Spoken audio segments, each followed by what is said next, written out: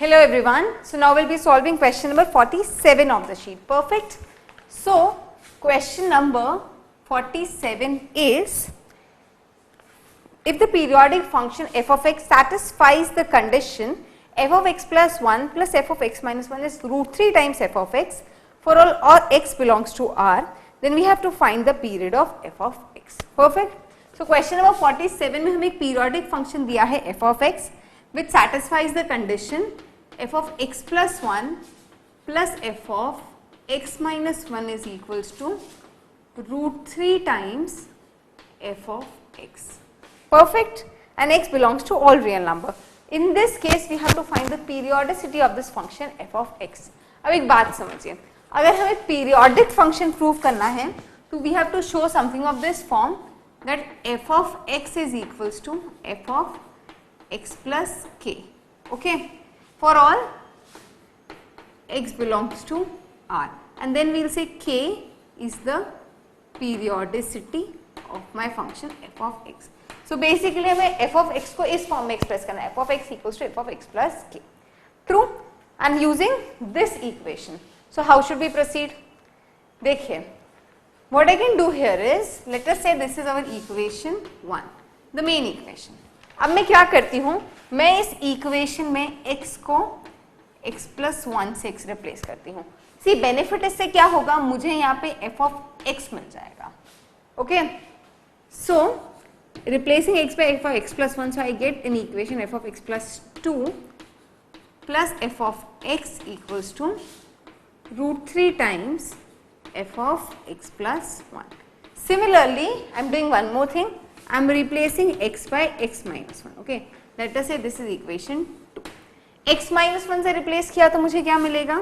I will get f of x plus f of x minus 2 is equals to root 3 f of x minus 1. And let us say this is equation 3. See, basically what I am doing is I am trying to play around with this equation. क्योंकि जब इसी equation के basis पे हमें function की periodicity निकालनी है, so we have to just play with this equation to derive equation of this one. You are understanding? Okay. So now what I can do is I can add 2 and 3. देखिए 2 and 3 add करके क्या फायदा मिलेगा? यहाँ पे root 3 f of x plus 1 plus f of x minus 1 हो जाएगा और हम उसे f of x से replace कर पाएंगे. तो हमें एक अलग टाइप की इक्वेशन मिल जाएगी. देखते हैं कैसे. So what I get is 2 and 3 को ऐड किया तो f of x plus 1 plus twice f of x plus 2 plus twice f of x plus f of x minus 2 will be root 3 f of x plus 1 plus f of x minus 1. True. And root 3 f of x plus 1 plus f of x minus 1 can be replaced by root 3 fx. So this is root 3 into root 3 f of x, which is thrice f of x. So देखिए हमें क्या equation मिलती है. So this gives us an equation f of x plus 2 plus f of x minus 2 is equals to 3 f of x minus 2 f of x, which is equals to f of x. So हमें एक नई equation मिली यहाँ से. Let us say equation 4. Perfect. So this equation we have derived this equation. Okay. So at least हमें कुछ और तो मिला इससे. Now what should we do? Let us do one more thing. Again, let us replace x by x plus 2. तो मुझे क्या मिलेगा? I'll get f of x plus 4 plus f of x is equals to f of x plus 2. Perfect. Now f of x की जगह मैं इस equation से लिख सकती हूँ f of x plus 2 plus f of x minus 2. So मुझे क्या मिलेगा?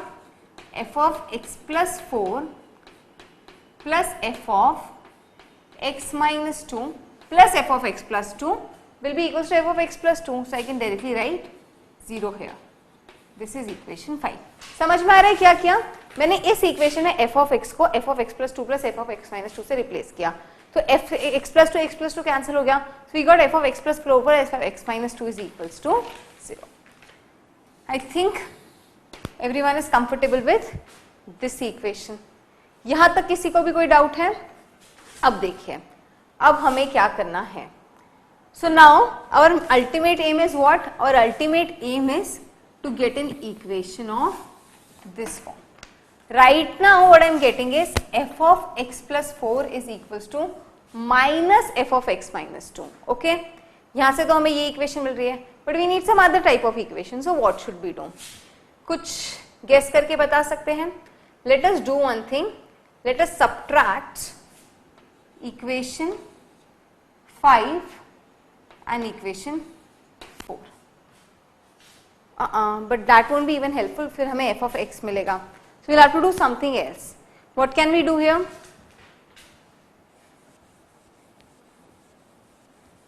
कोई कुछ सजेशन दे सकता है कि इसके आगे हमें क्या करना चाहिए? बताइए. Okay, so now we have derived this equation which is f of x plus 2 plus f of x minus 2 is equals to f of x from this equation. Okay, so at least हमें कोई और equation तो मिली. अब आगे और क्या करें? So now I think what we can do is in this equation let us replace x by x plus 2 again. जैसे यहाँ किया था उसी स्टेप को मैं वापस यहाँ रिपीट करती हूँ. देखिए क्या मिलेगा. I'll get f of x plus 4 plus f of x. Okay, f of x plus 4 plus f of x is equals to f of x plus 2. Perfect.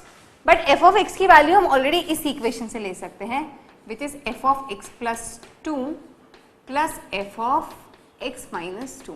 The moment I do this f of x plus 2 plus f of x plus 2 cancel हो जाएगा और मुझे क्या मिलेगा f of x plus 4 plus f of x minus 2 is equals to 0.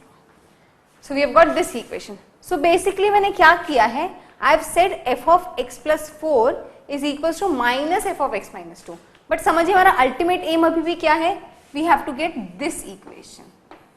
हमें इसे इस equation में reduce करना है और मेरे पास सिर्फ एक ही relation है, वो है ये f of x plus 4 plus f of x minus 2 is equals to 0. Okay, so let me do one thing.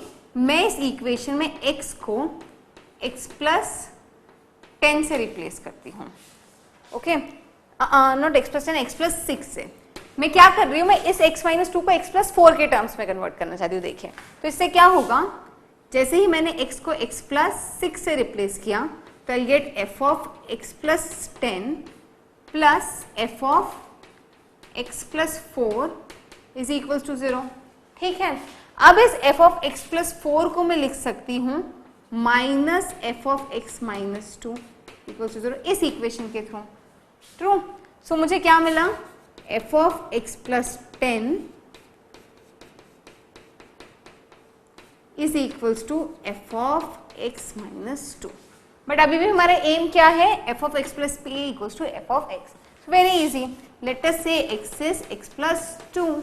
So we get f of x plus 12 is equals to f of x. And hence we have got an equation of the form f of x equals to f of x plus 12 for all x belongs to R, which means here k equals to 12 is the periodicity of f of x. Perfect. I hope ये question अब सभी को clear है. I mean बहुत ही easy question था. The only thing that we had to do was to play around this equation and our main aim was to get an equation of this form. इसी के लिए we did all these steps. So what I want is कि एक बार इन steps को ध्यान से देख लीजिए, थोड़ा सा revise कर लीजिए that you get an idea कि किस equation किस step को किस reason से किया था. See, ये दो steps इसलिए किए थे क्योंकि हम यहाँ f of x की terms चाहते थे और उससे क्या मिल रहा था, यहाँ x plus 1 और x minus 1 की terms मिल रही थी और हम जानते थे x plus 1 और f of x minus 1 को हम हमेशा f of x लिख सकते थे. So इस equation को करने का advantage था कि हमें ये equation milli. But still our solution was not satisfied. We needed an equation of this form. तो मैंने कहा let us do one thing. Let us again replace x by x plus 2. So we got an equation of the form f of x plus 4 plus f of x minus 2 equals to 0. But still our purpose was not solved क्योंकि हमें f of x equals to minus f of x plus के की equation मिल रही थी। तो मैंने क्या सोचा कि मेरे पास रिलेशन है f of x plus 4 equals to minus f of x minus 2। So मैं कहीं ना कहीं से एफ ऑफ एक्स प्लस 4 की वैल्यू कहीं सब्सटीट्यूट करने की कोशिश करूं। तो मैंने इसे कर दिया f of x plus 10 plus f of x plus 4 equals to 0। अब एफ ऑफ एक्स प्लस 4 को मैं लिख सकती थी minus f of x minus 2 and hence I got this solution. I mean question was easy, just that आपको judiciously steps यहाँ पे लगवानी थी। तो काफी अच्छा एनालिटिक्स का क्वेश्चन था। जल्दी से नोट डाउन कीजिए, फिर 48th क्वेश्चन सॉल्व करते हैं। Okay, by that time can I erase this side of the black board? Thank you. Okay, everyone back, concentrate. So now we have to solve question number 48. So question number 48 is, let f of xy be a periodic function satisfying f of xy equals to f of 2x plus 2y, 2y minus 2x for all xy. Define g of x equals to 2 to the power x comma 0 and show that g of x is a periodic function with period 12. Okay. So now let us see what this question is telling. इस question में हमें एक function दिया है f of x comma y, okay, a function of two variables, and they have said this function is equals to f of 2x plus 2y comma 2y minus 2x. Perfect.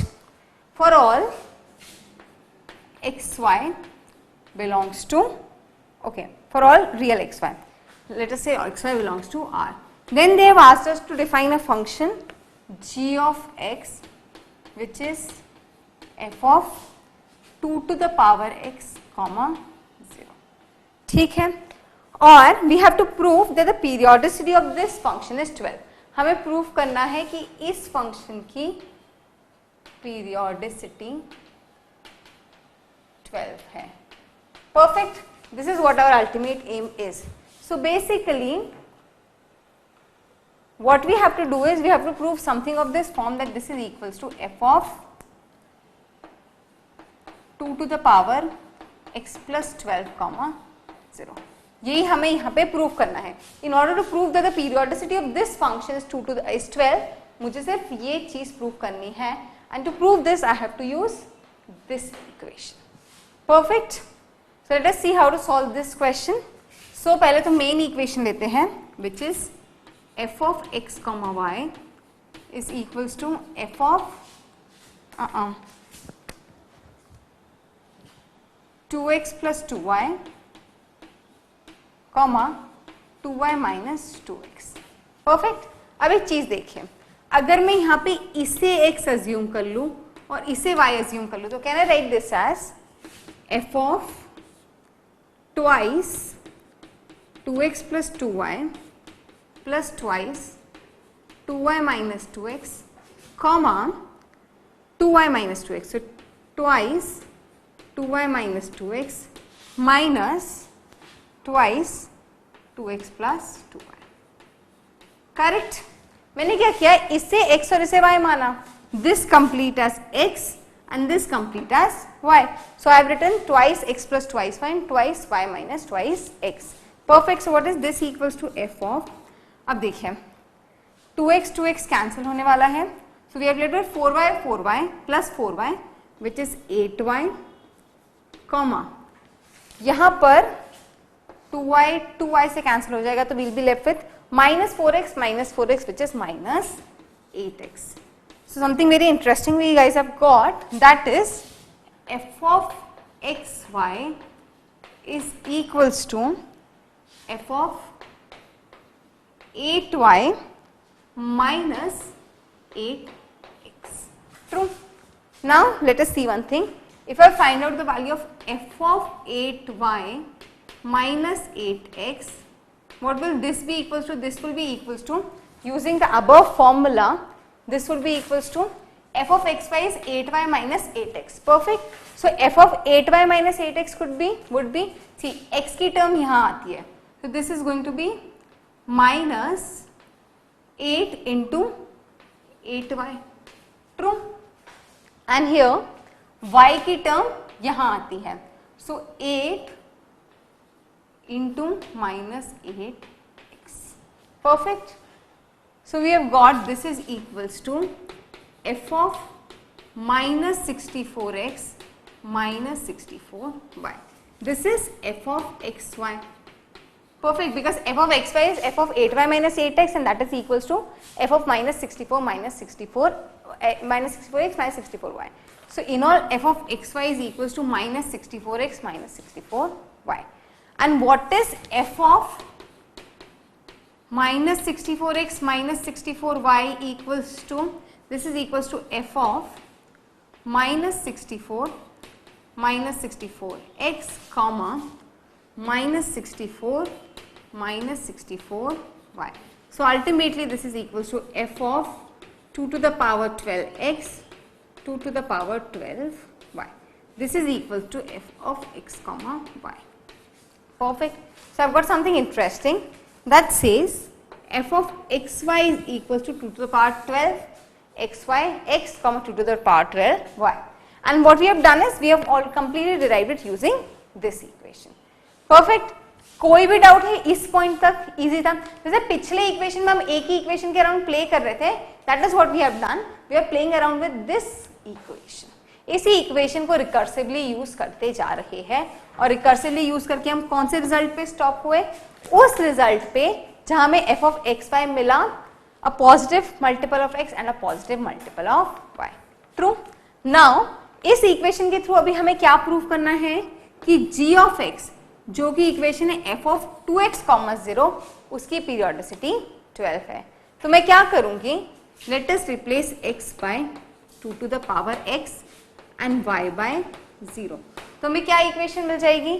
हमें equation मिलेगी f of 2 to the power x, 0 will be equals to f of 2 to the power 12 x की जगह 2 to the power x and 2 to the power 12 into 0. True. And this is equals to f of 2 to the power x plus 12 equals to 0. Perfect. Can I write this as f of 2 to the power x plus 12, 0. ठीक है. और अगर मैं f of 2 to the power x, 0 को लिखती हूँ g of x, so I can write g of x, 0. ठीक है. f of 2 to the power x, 0 को लिखा हमने g of x, not g of x, just g of x. This is equals to f of x plus 12 को मैं क्या लिखूंगी? g of x plus 12. So we have got an equation which says g of x is equals to g of x plus 12, which means 12 is the periodicity of my function g of x. और यही हमें question में proof करना था that the periodicity of g of x is 12. Question समझ में आया? Easy question था.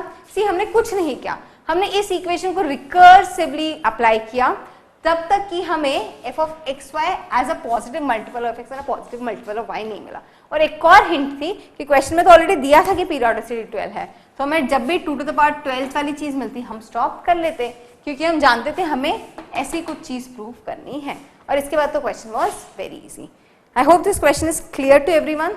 सो now let us solve next question which is question number 49. चलिए क्वेश्चन नंबर 49 सॉल्व करते हैं. सो question number 49 is we have to find the domain of the definition of the function given by, so एक function है और हमें उसकी domain पता करनी है, and the function is f of x divided by 1 upon greatest integer function of mod x minus 1 plus greatest integer function of mod 7 minus x minus 6. Okay, so we have to find the domain of this function. अब बताइए इसे कैसे solve करेंगे? Question is very easy, you should understand. See इसकी domain निकालने के लिए सिर्फ एक ही कंडीशन है कि डिनोमिनेटर 0 ना हो, which means greatest integer function of mod x minus 1 plus greatest integer function of mod 7 minus x minus 6 should not be equals to 0. हमें इस इक्वेशन को सॉल्व करना है.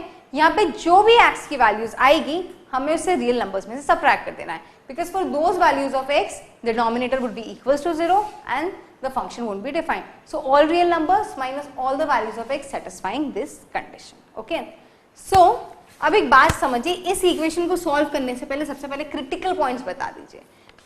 क्रिटिकल पॉइंट होंगे एक तो 1 और एक 7, क्योंकि 1 और 7 पे यहाँ जो मॉड्यूलसेस हैं इनकी वैल्यूज चेंज होने वाली है। We understand this, okay. So we have to divide this equation into 3 cases. Case 1 when x is less than 7, case 2 when x lies between 1 to 7 and case 3 when x is greater than 7। इन 3 cases में हमें question को divide करना पड़ेगा। So let us solve case 1।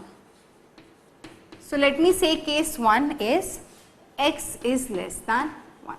सो एक बात समझिए, जब x 1 से छोटा होगा तो x minus 1 is going to be negative, which means mod x minus 1 will be minus of x minus 1, which is 1 minus x. Okay, so we'll get 1 minus x greatest integer function, 7 minus x तो positive ही होगा, so it is going to be 7 minus x should not be equals to 6। और मैं इसे solve करूँ तो मुझे क्या मिलेगा? मुझे मिलेगा 1 plus greatest integer function of minus x plus minus x greatest integer function plus 7 should not be equals to 6। Perfect। or we'll get twice greatest integer function of minus x should not be equals to minus 2। और मैं यहाँ पे कह सकती हूँ greatest integer function of minus x should not be equals to minus 1। okay, and what are the values of x satisfying this? x belongs to 0 to 1 would be satisfying this, क्योंकि 0 से 1 के बीच में जो भी वैल्यूज आएगी, for example -0.5, सो -0.5 का greatest integer function क्या होगा? -1। सो x should not belong to 0 to 1। Okay, case 2, x lies between 0 to 1। इस केस में क्या होगा? x minus 1 पॉजिटिव होगा और 7 minus x भी पॉजिटिव होगा। So we'll get greatest integer function of x minus 1 plus greatest integer function of 7 minus x should not be equals to 6. True. So I get greatest integer function of x minus 1 plus 7 plus greatest integer function of minus x should not be equals to 6. Or I can say greatest integer function of x plus greatest integer function of minus x should not be equals to 6, sorry should not be equals to 0। and ये कब होता है? greatest integer function of x plus greatest integer function of minus x 0 कब होगा? जब ये दोनों integers होंगे। we understand, which means otherwise integers नहीं होंगे, तो this is going to be greatest integer function of minus x is going to be greatest integer function of minus greatest integer function of x minus 1। तो इसकी value हमेशा -1 ही रहेगी। जब ये integers होंगे तभी इसकी वैल्यू 0 होगी, which means x should not be integers। और इसके बीच में कितने इंटीजर्स आते हैं? 0 to 7 के, सॉरी 1 to 7, 1 to 7 के बीच में कितने इंटीजर्स आते हैं? 1 2 3 4 5 6 7। सो ये x ये सारे इंटीजर्स को सपोर्ट नहीं करेगा। ओके, थर्ड केस सॉल्व करते हैं। Perfect. Case 3 is when x is greater than 7। x 7 से बड़ा होगा तो 7 minus x नेगेटिव होगा, so mod 7 minus x would be x minus 7। so we will get mod x minus 1 plus mod greatest integer function of x minus 1 plus greatest integer function of x minus 7 should not be equal to 6। or I'll solve this as greatest integer function of x minus 1 plus greatest integer function of x minus 7 should not be equals to 6। or I can directly write twice greatest integer function of x should not be equals to 14। ठीक है, 7 plus 6 plus 1। और greatest integer function of x should not be equals to 7, which means x should not belong 0 to 7। so अब x कौन किन values को support नहीं करेगा?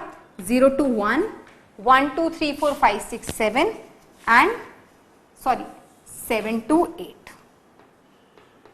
all values lying between 7 to 8 will have a greatest integer function equals to 7, so x should not belong to 7 to 8, which means domain is all real numbers minus values from 0 to 1 comma all integers between 1 to 7 comma all values between 7 to 8।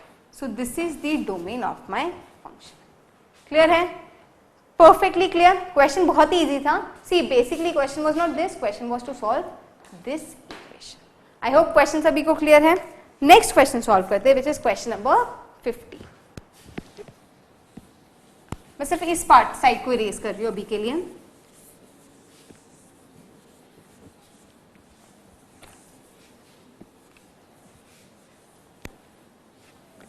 So question number 50 is, we have to solve an equation. We have been given two functions, f of x which is log base 100x, 2 log base 10x plus 2 divided by minus x, and g of x is a function given by fractional part of x. Then they say if the function f of g of x exists, we have to find the range of g of x. Okay. So हमारे पास एक function है f of x which is log base 100x into twice log base 10x plus 2 minus x. ठीक है. और दूसरा है g of x equals to fractional x. फिर ये क्या कह रहे हैं? फिर ये कह रहे हैं कि f of g of x, what is f of g of x? It is twice, it is log base 100 fractional x into twice log base 10 fractional x plus 2 minus fractional x. ये क्या होगा? f of g of x. हम समझते हैं इसमें x की जगह g of x रखना है, तो g of x is fractional x. So we get this function. They are telling f of g of x exists. We have to find the range of g of x. Okay. So ये कह रहे हैं कि f of g of x exist करता है, मतलब this function exists for all real numbers. इसका मतलब इसकी डोमेन सारे रियल नंबर्स है. तो हमें पता करना है फ्रैक्शनल x की किन वैल्यूज के लिए दिस एग्जिस्ट. अब इस क्वेश्चन को ऐसे समझिए, अगर मैं कहूं कि इस फंक्शन की डोमेन निकालिए, तो मैं क्या कंडीशंस लिखती? मैं पहली कंडीशन लिखती कि ये जो बेस है ना, ये हमेशा कभी भी 1 नहीं होना चाहिए. तो मैं फर्स्ट कंडीशन लिखती 100 fractional x should lie between 0 to 1 और 100 fractional x should B greater then 1. ये मैं पहली कंडीशन लिखती क्योंकि मैं नहीं चाहती कि ये बेस कभी 1 हो. That is the condition for a log to exist. और सेकेंड कंडीशन में क्या लिखती? मैं लिखती ये वैल्यू हमेशा पॉजिटिव हो, which means twice log base 10 fractional x plus 2 upon minus fractional x should be greater than 0. ठीक है. मैं इन दोनों को सॉल्व करती और फ्रैक्शनल x की कुछ वैल्यूज निकाल देती और मैं कहती कि इन वैल्यूज के लिए फंक्शन एग्जिस्ट करता है. अब क्वेश्चन वाइस वर्सा है. ये कहा है कि फ्रैक्शनल ये एग्जिस्ट कर रहा है, तो हमें फ्रैक्शनल x की रेंज निकालनी है. सो बात तो वही है ना, we have to solve these two equations to get the values of fractional x. क्वेश्चन समझ में आया सभी को? See question is very easy, इतना डिफिकल्ट नहीं है, बट कभी कभी होता है कॉम्पोजिट फंक्शंस, डोमेन, रेंज, इतने सारे कॉन्सेप्ट्स हम पढ़ लेते हैं ना, तो we get confused. But we should understand, I mean the important part of solving a question is always कि पहले क्वेश्चन को पढ़ के ये तो समझिए कि क्वेश्चन में पूछा क्या है. कभी कभी हम बहुत बड़ा क्वेश्चन देखते हैं, कॉम्प्लिकेटेड सी टर्म्स देखते हैं एंड वी सी नहीं हो पाएगा, but that is what not the point is. You should understand the question is realize कि question is sometimes very easy to solve. This is one among such questions. Question बहुत ही आसान है, हमें मात्र इन दो equations का solution निकालना है. I hope it is clear to everyone. Okay. So let us solve first equation now. First equation says 100 fractional x should lie between 0 to 1, or I can say fractional x should lie between 0 to 1 upon 100, which is 0.01. Or 100 fractional x should be greater than 1, which means fractional x should be greater than 0.01, which means fractional x cannot be equals to 0.01 in one word. Second is this guy log base 10 fractional x plus 2 minus fractional x should be greater than 0. और मैं इसे क्या ऐसे लिख सकती हूँ? log base 10 fractional x plus 1 fractional x should be less than 0. मैंने basically -2 common निकाल दिया और इसे लेस देन 0 कर दिया. परफेक्ट. अब एक बात हम सभी जानते हैं कि fractional x is always positive. Fractional x is always equals to or greater than 0, or I say fractional x always lies greater than 0 and less than 1. Okay, which means नीचे वाली वैल्यू तो पॉजिटिव है. So I can write log base 10 fractional x plus 1 has to be less than 0. ये तो positive है, मतलब सिर्फ numerator को ही नेगेटिव होना पड़ेगा.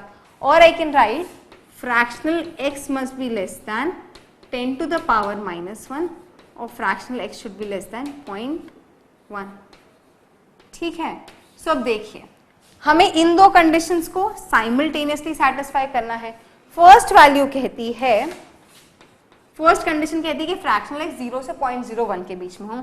सो I write fractional x lies between 0 to 0.01 union. Second says fractional x should be greater than 0.01. Okay, and this guy says fractional x should be less than 0.1. So this is the values of fractional x. In values के लिए हमारा function f of g of x हमेशा exist करेगा. So basically हमें क्या करना था, हमें यहाँ पे इस फंक्शन की डोमेन की कंडीशन सेटिस्फाई करानी थी, और यही फ्रैक्शनल x की वैल्यूज है और यही हमारे फंक्शन g of x की रेंज है. I hope this question is perfectly clear to everyone. So now let us proceed to the last question of our sheet, which is question number 51. Okay, जल्दी से इसे note down कीजिए, फिर 51st question solve करते हैं. Okay, now let us solve the last question of our sheet, that is question number 51. Question easy है, but the only thing is इसमें थोड़ा सा मैक्सिमा और मिनिमा का कॉन्सेप्ट इन्वॉल्व है. आई होप इतना कॉन्सेप्ट सभी को आता होगा, and if not what I will do is कि जितना भी कॉन्सेप्ट यहाँ पे यूज होगा मैं आपको एक्सप्लेन करूंगी बाकायदा, then we will solve the question. Perfect. So let us solve last question of the sheet, which is question number 51. So if the function, they say we have to find the range of the function given by f of x equals to ln cos x to the power cos x plus 1, and the condition is x belongs 0 to pi by 2. Perfect. हमें इस function की range पता करनी है. अब एक बात समझिए, सबसे पहले तो यहाँ पे x belongs to 0 to pi by 2 लिया है, so which means x lies between 0 to pi by 2, or I can say cos x lies between 0 to 1. ठीक है. सी यहाँ पे cos x लिख के x 0 to pi by 2 का सिर्फ एक ही सिग्निफिकेंस था कि यहाँ जो cos x है वो 0 से 1 के बीच में ही वैरी करता है. ठीक है. सो क्या मैं इस क्वेश्चन को ऐसे लिख सकती हूँ, is this question equivalent to writing f of x is ln x to the power x plus 1 x lying between 0 to 1. Are these two equivalent? ध्यान से सोचिए और पहले तो मुझे ये बताइए. सी इस क्वेश्चन में cos x देख के x 0 to pi by 2 लेने का सिर्फ एक ही सिग्निफिकेंस मुझे दिख रहा है कि x cos x जो है वो 0 से 1 के बीच में वेरी कर रहा है. तो अगर मैं इसे ऐसे लिख दूं, f of x is ln x to the power x plus 1 और x lying between 0 to 1, तो I don't think we are doing anything wrong. It is perfectly correct. True? Okay. So now I think यहाँ किसी को कोई समस्या नहीं है. Okay? So हमने इस क्वेश्चन को इस फॉर्म में रिड्यूस कर दिया है. अब देखिए, f of x equals to ln x to the power x plus 1 x lying between 0 to 1. हमें इसकी रेंज पता करनी है, and very clearly range is just dependent upon this guy x to the power x plus 1. So हम consider करते हैं एक function g of x which is x to the power x plus 1 और हम इसकी रेंज निकालते हैं. ठीक है. ये कंटिन्यूअस फंक्शन है, मैं ऑलरेडी देख सकती हूँ. Okay. And again let us write the condition x between 0 to 1. Okay, so x upon x plus 1. I can write this as e to the power x ln x plus 1. This is my g of x. Perfect. So g of x is can be written as e to the power x ln x plus 1 and x lies between 0 to 1. एक काम करते हैं, g of 0 पे इसकी value निकालते हैं. g of 0 पे it is going to be 0 to the power, okay, this cannot have 0, very truly 0 से थोड़ा पॉजिटिव पे भी इसकी वैल्यू होने वाली है x to the power x, so it is going to be 0 to small quantity to the power very small quantity, तो almost 0 plus 1, okay, let me write it 0 plus, okay, और 1 minus g of 1 minus पे इसकी value होने वाली है 1 to the power 1 plus 1, so almost tending to 2.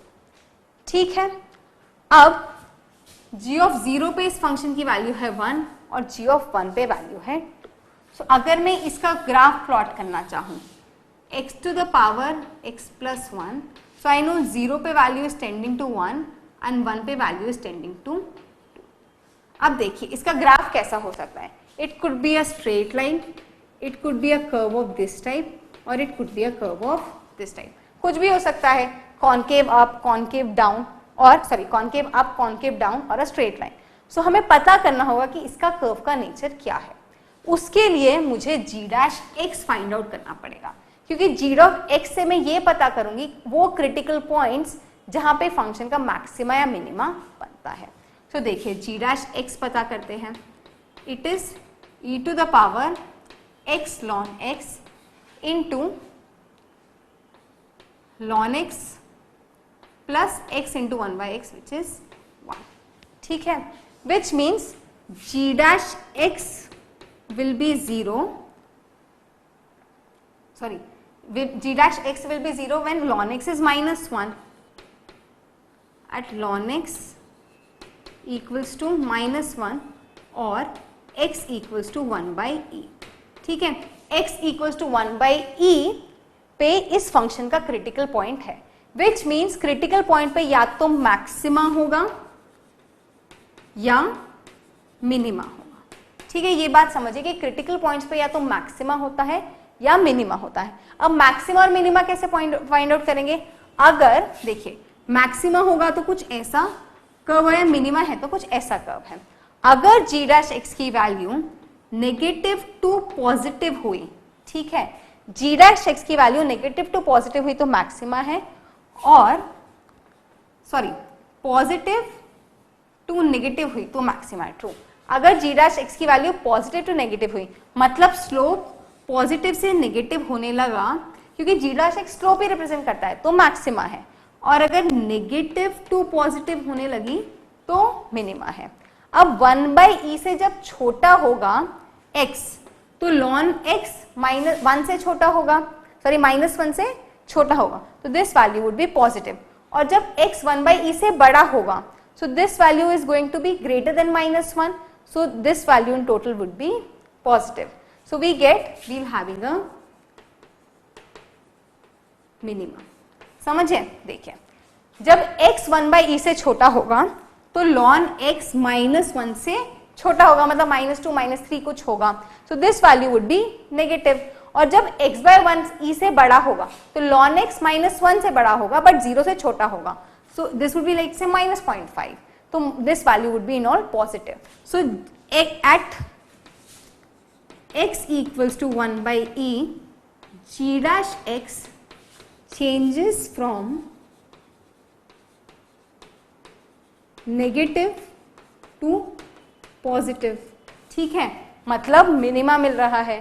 सो ये graph कुछ ऐसा होने वाला है. ठीक है, so x equals to 1 by e पर हमें इस कर्व का मिनिमा मिलने वाला है. अब बताते हैं x equals to 1 by e पर g dash x and g of 1 by e is going to be 1 upon e to the power 1 upon e plus 1. So minimum value for g of x, minimum value is 1 upon e to the power 1 upon e plus 1, and maximum value is in between 0 to 1. Okay, 1 is 2 for x lying between 0 to 1, which means range of ln g of x so which means ln g of x की minimum value होने वाली है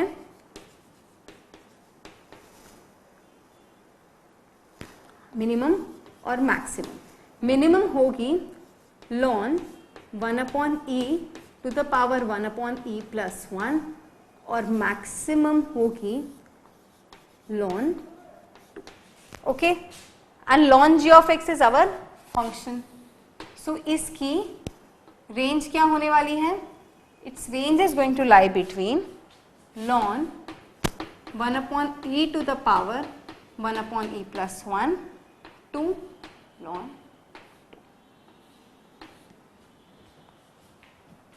I hope question सभी को clear था।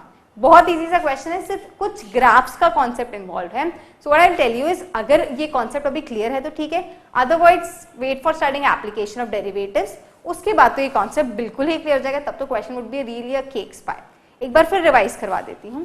देखिए, हमने कहा कि cos x में x lying between 0 to pi by 2, मतलब मैं इस क्वेश्चन को रिड्यूस करती हूँ इस फॉर्म में, telling x lying between 0 to 1। अब इसकी रेंज किस पे डिपेंडेंट है? x to the power x plus 1 पे। तो मैंने एक फंक्शन ही मान लिया x to the power x plus 1। मैंने देखा कि g ऑफ 0 से थोड़ा ज्यादा पे वैल्यू है 1 और 1 से थोड़ा कम पे वैल्यू है 2। क्योंकि ये कंटिन्यूअस फंक्शन था तो मैंने सोचा मैक्सिमम और मिनिमम वैल्यूज का ही कॉन्सेप्ट यूज कर लूं। तो मैंने देखा कि g ऑफ 0 पे वैल्यू मिल रही थी 1 पे मिल रही थी 2। तो ये ग्राफ कुछ भी हो सकता था, ऐसा भी हो सकता था, कॉनकेव डाउन भी हो सकता था, कॉनकेव अप भी हो सकता था, कुछ भी हो सकता था। So I had to figure out the nature of the curve. इसलिए मैंने g डैश x निकाला। g डैश x मुझे मिला x इक्वल्स टू 1/e पे 0, मतलब क्रिटिकल पॉइंट तो था वो 0 से 1 के बीच में ही लाई कर रहा था, considering the fact 1/e lies between 0 to 1। True, मतलब इन दोनों 0 से 1 के बीच में या तो मैक्सिमा था या मिनिमा था। कैसे मिनिमा था या मैक्सिमा था मैंने कैसे पता किया? मैंने 1/e से पहले और थोड़ा सा बाद में g डैश x की वैल्यू पता की। I saw the value was turning from negative to positive, मतलब हमें मिनिमा मिलना था। तो minimum value of g of x was at x equals to 1/e which was this. मतलब g ऑफ x की मैक्सिमम और मिनिमम वैल्यू थी 1/e to the power 1/e plus 1 और मैक्सिमम थी 2। इसी के बेस पे हमने ln g ऑफ x की वैल्यूज निकाल दी and that is our function. तो ये हमारे फंक्शन की रेंज है। कोई clear question? Perfectly clear, good. So with this हमारा फंक्शन का डिस्कशन कंप्लीट होता है। So we have studied sets, we have studied relations and we have studied functions. I hope this topic is clear, and one more emphasizing, sets, relations and functions is a very very important topic. Functions तो ऐसा topic है कि आप जब पूरा calculus पढ़ेंगे ना तो हर चैप्टर में दिस विल कम। तो function is like a basic step for calculus. इसके बिना कैलकुलस के कॉन्सेप्ट्स तो नहीं ही समझ पाएंगे। So do really understand this chapter well. Sheet के साथ पैकेज भी डिस्कस करिए, पैकेज भी सॉल्व कीजिए, और कोई भी डाउट हो तो please contact me. Okay, best of luck.